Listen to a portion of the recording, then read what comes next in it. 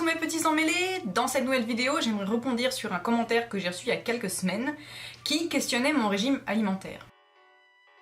Alors, j'ai décidé de changer mon régime alimentaire omnivore il y a peu de temps, puisque ça fait seulement 2 ans et demi que je suis végétarienne. Ça ne va pas être une vidéo chiante dans laquelle je vais vous faire la morale. Je pense qu'on est tous assez grands ici pour comprendre les enjeux actuels et en tirer des conclusions. Après cela, je pense que chacun est libre d'agir ou non en fonction de sa conscience individuelle. Voilà, assez d'introduction, je vais vous raconter comment je suis devenue végétarienne, qu'est-ce qui m'a poussée à faire ça, mais également comment ma pensée a évolué depuis. Alors déjà, ça fait bien plus de 2 ans et demi que j'y pensais. Avant, je trouvais que l'idée était louable et plutôt attirante, mais je me disais je pourrais jamais arrêter la viande comme je pense la plupart des gens. Je me souviens même d'avoir pensé que on pouvait réduire la consommation de viande mais qu'on ne pouvait pas complètement arrêter puisqu'il fallait réguler.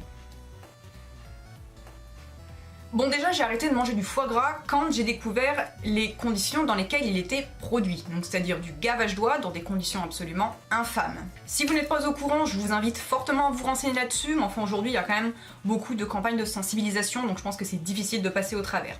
Bref, ça c'était il y a environ 5-6 ans. Il me semble que j'ai commencé à penser à changer mon régime alimentaire à peu près à ce moment-là. Mais c'était une période pendant laquelle je souffrais de TCA, donc pour mes parents c'était totalement impensable que je devienne végétarienne puisqu'ils pensaient à cette époque-là qu'on ne pouvait pas remplacer la viande et que donc de facto ça me ferait forcément perdre du poids et que ça ne m'aiderait pas. Bien au contraire. Et puis il y a 3 ans, je m'y suis intéressée de très près. J'ai regardé beaucoup de reportages, j'ai lu beaucoup d'articles et j'ai également lu un livre numérique qui était vraiment super, je vous le mets en barre d'infos, qui s'appelle Le guide du végétarien débutant. Je vous le conseille vraiment, je pense qu'il est très utile pour tous ceux qui débutent en tant que végétarien ou ceux qui y pensent, il est vraiment très constructif, on peut vraiment pas passer à côté. À cette époque-là, je mangeais donc moins de viande, mais je ne la remplaçais pas. Et puis il y a 2 ans et demi, ma famille m'a offert en cadeau d'anniversaire un stage du didgeridoo, pour créer mon propre didgeridoo et ensuite avoir des cours. C'est un stage personnel, c'est avec un couple, qui était vraiment adorable. Et si je retrouve son site, je vous le mettrai bien sûr en barre d'infos, c'était vraiment incroyable, une super expérience. Donc il se trouve que ces gens-là étaient végétariens. En passant une semaine là-bas, j'ai appris les essentiels, des recettes, comment remplacer certains aliments, et surtout, je me suis rendu compte que la viande ne me manquait absolument pas. Donc en sortant de ce stage, j'ai décidé de devenir végétarienne pour de bon. En dehors du fait que la viande ne me manquait pas, ma pensée a commencé à évoluer. Initialement, je voulais arrêter de manger de la viande et du poisson puisque j'étais terrifiée quand j'avais découvert les conditions d'abattage et de pêche. C'était vraiment ma toute première motivation. En devenant végétarienne, je me suis sentie tout d'un coup beaucoup mieux dans ma tête puisque déjà, je me sentais moins coupable. D'une certaine façon, j'encourageais moins ces horribles pratiques. Également, je me disais, je serais incapable de manger du chat ou du chien et je m'offusque quand je vois des photos de festivals de viande de chat ou de chien dans d'autres pays.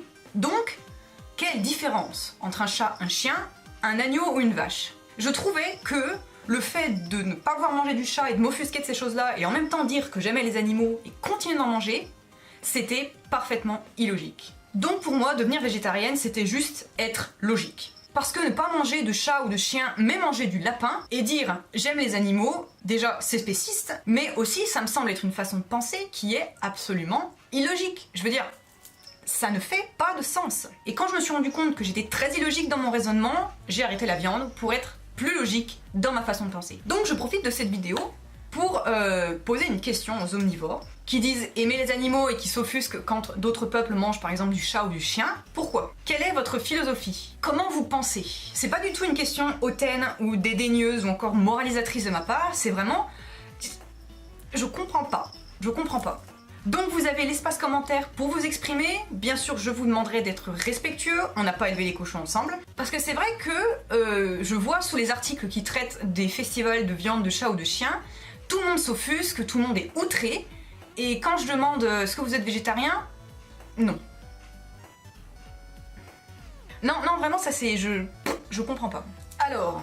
Je ne suis pas le genre de végétarien qui blâme ceux qui font des efforts. Déjà parce que je pense que si quelqu'un vient me voir en me disant « Ah tu vois, moi je fais des efforts, je mange par exemple qu'une seule fois de la viande par semaine ou je ne mange pas de bébés animaux », je suis pas du tout le genre de personne qui va direct agresser en disant « Bah oui mais les animaux ils continuent de mourir, t'as pas de conscience, t'as pas d'âme, etc. » En réagissant comme ça, je suis pas sûre que la personne se dise « Ah putain c'est vrai, elle a raison ».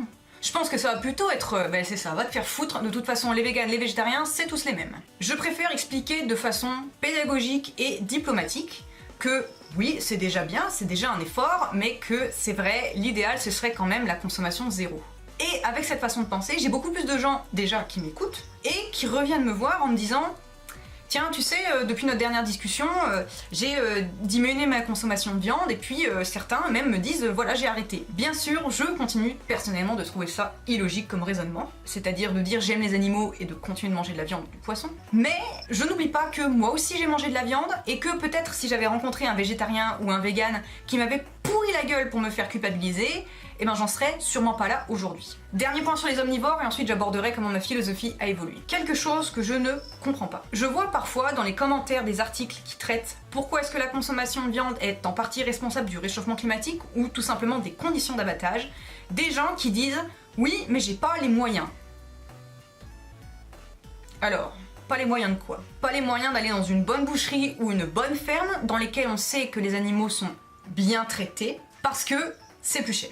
Forcément, la qualité a un prix. Donc du coup, ils achètent des poissons ou de la viande en grande surface à bas prix, qui généralement sont bien sûr de moins bonne qualité et qui proviennent des abattoirs qui ne sont pas forcément le plus friendly, si je peux me permettre le terme. Moi, cette excuse-là, je comprends pas. Je me souviens d'une carte que j'avais étudiée en géographie il y a quelques années, qui montrait la consommation de viande en fonction des pays.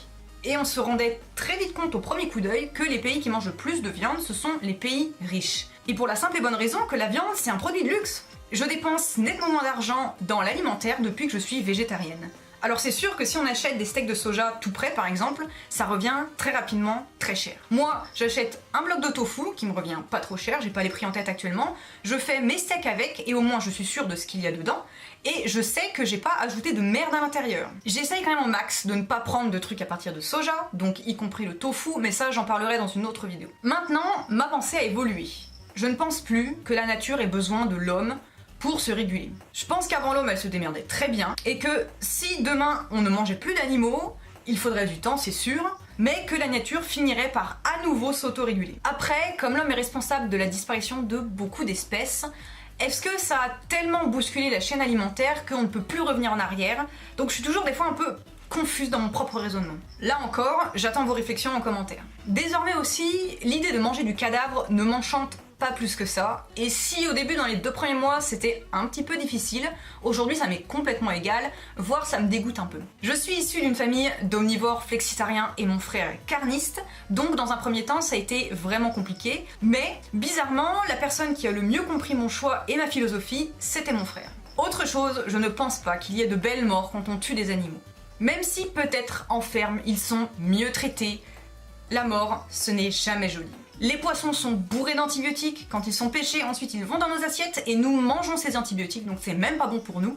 Et par ça je fais référence à un reportage très intéressant que j'avais vu sur les saumons d'élevage. Pour terminer, je ne pense plus, comme j'ai pensé dans un premier temps, que l'homme puisse se passer de viande. Alors je m'explique, parce que je sais que la phrase est volontairement provocatrice. Quand j'ai commencé à être végétarienne, j'ai fait une erreur, c'est qu'en fait j'ai fait que retirer la viande et le poisson de mon alimentation. Je ne l'ai pas du tout remplacé. J'avais absolument pas adapté mon régime alimentaire. Également, j'avais vu un reportage d'un mec qui expliquait que nous avions des dents d'herbivores. Et quand j'avais vu, je me suis dit, mais putain c'est vrai.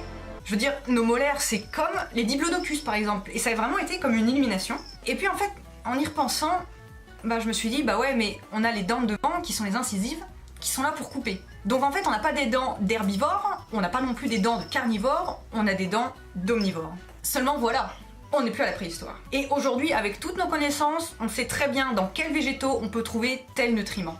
Je suis persuadée qu'à la longue, l'homme peut se passer de viande en prenant soin de remplacer. On ne peut pas se passer des nutriments qu'apporte la viande, ou le poisson, ça c'est pas vrai. Par contre, on peut très bien trouver ces nutriments dans plein d'autres végétaux.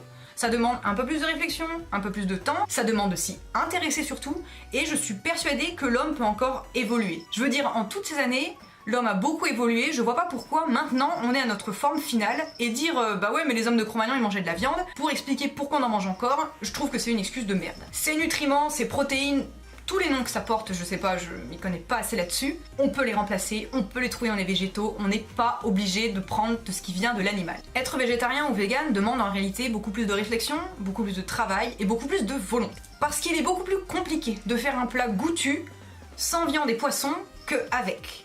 Également, il faut adapter le plat, il faut trouver du nutriment par-ci, il faut ajouter ci, il faut adapter son régime alimentaire. Au final, mon entourage, et d'ailleurs moi aussi, pense que depuis que je suis végétarienne, je cuisine beaucoup mieux et je fais beaucoup plus attention à ce que je mange pour manger équilibré. J'ai été également voir une diététicienne qui a parfaitement pris en compte mon régime alimentaire. Je pourrais vous en faire une vidéo si ça vous intéresse. J'y ai appris énormément de trucs qui m'ont beaucoup aidé dans mon régime. Je pense que pour que ma pensée soit complètement logique et accomplie, il faut que je sois végane. J'aspire à transformer mon régime végétarien en régime vegan. Alors je fais des efforts, je ne prends plus de produits laitiers. Quand je prends des œufs, je prends des œufs des poules des jardins des copains. Le miel, c'est un ami de mon père qui le fait dans son jardin. Je ne porte pas de cuir parce que c'est cher et pour des raisons éthiques. Et je ne porte pas de laine parce que je ne supporte pas ça, ça me gratte de fou. Je comprends pas les gens qui portent de la laine. Comment vous supportez ça ? Ça me rend cinglée. J'essaie également d'être toujours attentive à choisir des produits cruelty free. Mais voilà, par exemple les œufs. Tous n'en ont pas, mais certains ont des poussins. Alors comment on fait la différence ? Vous voyez ? Même moi, je sens qu'il y a quelque part où je suis illogique dans mon raisonnement et que pour être le plus parfaitement logique, il faut que je sois végane. Ce qui m'embête un peu, c'est pour manger en dehors de chez moi. Comme dit, ma famille n'est pas du tout végétarienne, donc quand j'ai mangé chez eux, je me dis pour une fois, je mets juste la viande ou le poisson de côté et puis je mange que les légumes ou ce qui est avec. Et puis c'est pas une ou deux fois qui va complètement chambouler mon équilibre alimentaire. C'est-à-dire, y compris les desserts, il ne me reste plus grand chose. Ma famille, malgré l'ouverture d'esprit à ce sujet-là dont ils peuvent faire preuve par rapport à par exemple beaucoup de gens avec qui j'ai pu parler, reste quand même dans le français moyen typique qui ne conçoit pas un repas sans viande, sans poisson ou sans produit animal. Et vu que je suis la seule à ne pas en manger, ils font pas vraiment l'effort de soit trouver quelque chose pour remplacer, soit de me faire un repas juste pour moi. 16 personnes à table, une seule végétarienne, vous comprenez bien que le choix est vite fait.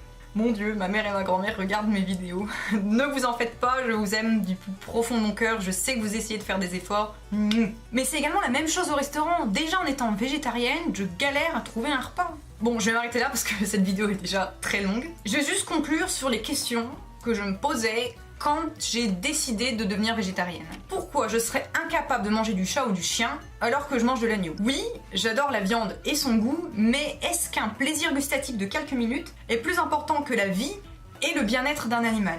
Comment je peux dire que j'adore les animaux alors qu'en achetant et consommant de la viande, je mets de l'huile dans les rouages de la terrible machine de l'abattage? Comment est-ce que je peux vivre avec la conscience qu'en mangeant de la viande et en étant tout à fait consciente des conditions d'abattage et de la souffrance animale, je suis responsable de la souffrance de centaines d'animaux? L'élevage intensif est responsable d'une grande partie de la pollution.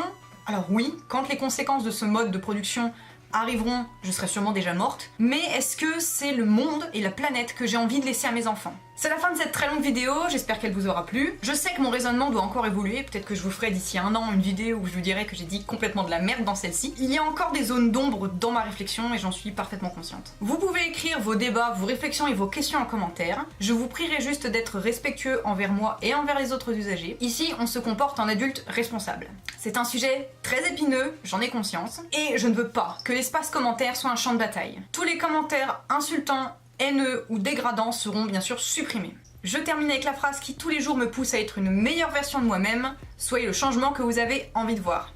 À très bientôt.